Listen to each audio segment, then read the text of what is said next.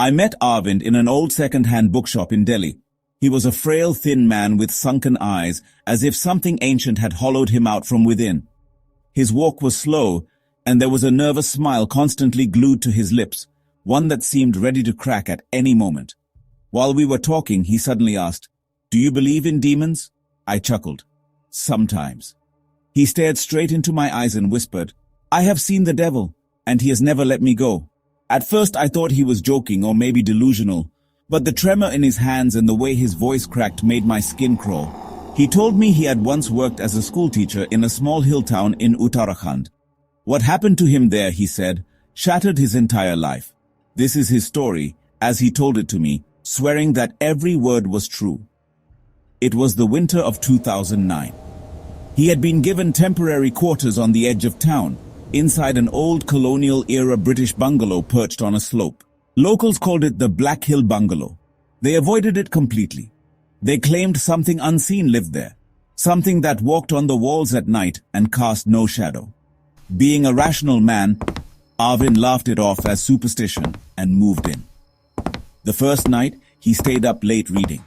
The wind howled outside, rattling the wooden windows.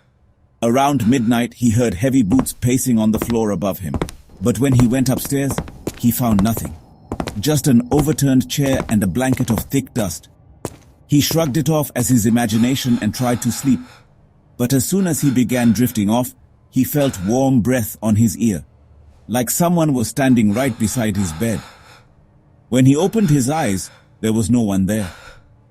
The following nights grew stranger. He would find fresh claw marks on the walls or doors swinging open on their own.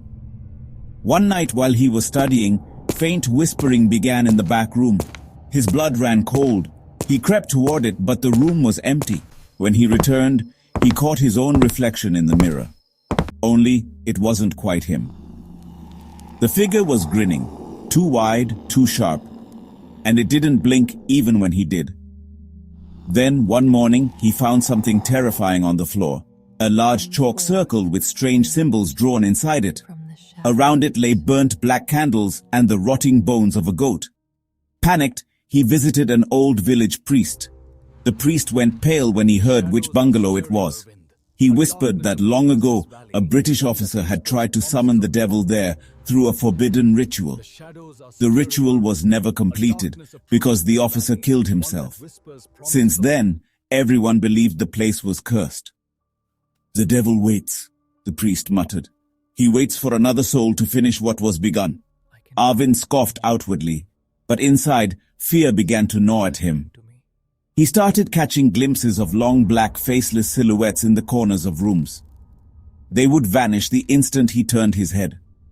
At night, he would hear something crawling under his bed. Then one night, everything changed. As he slept, he suddenly felt his body lifting off the mattress, floating several inches above it. His eyes snapped open and blood began to drip from them. A chorus of voices poured from his mouth. Not his voice, but dozens speaking at once in a language he didn't know. Unintelligible guttural chorus, multiple voices. His limbs flailed uncontrollably, slamming into the walls. And then, just as suddenly as it began, everything stopped. When he awoke in the morning, he remembered nothing, but deep red claw marks ran down his arms and back. He could no longer think clearly. He spoke nonsense to himself, muttering in that same strange guttural tone at times. Mutters unintelligible guttural phrases. He began to feel as if something else was steering his body. Villagers avoided him. When the priest visited, the room suddenly dropped to freezing cold. The smell of rotting flesh filled the air. "If you stay one more night, the devil will take your soul." That night, Arvind decided to flee. As he packed his bag, the door upstairs slammed shut on its own. Every window burst open at once. A violent wind howled through the bungalow. Black skeletal hands began slithering out of the walls. Then, in the center of the room, a figure appeared, tall, gaunt, black as shadow, with eyes glowing like burning coals. It grinned, and the sound was not human. It was like laughter echoing from the depths of an endless pit.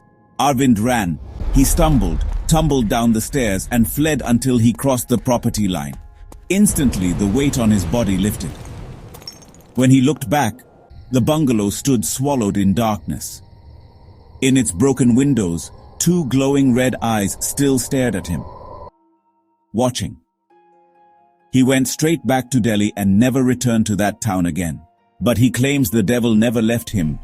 Sometimes, he says, when he looks in the mirror, his reflection smiles back without his permission. Sometimes he hears the whispers again in his sleep. We are still inside you. And as he told me this story, I swear, I saw his pupils turn completely black for a brief second. I can feel it as if he changing. wasn't entirely human anymore. Something is happening to me.